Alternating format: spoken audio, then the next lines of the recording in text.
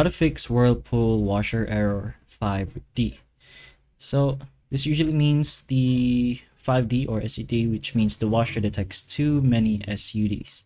This is commonly caused by too much detergent, non-HE detergent, overloading, or poor draining.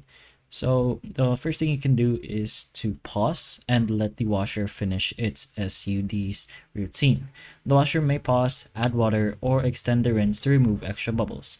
Let it run for a few minutes first as well. Other than that, you can also run a rinse or spin cycle with no detergent.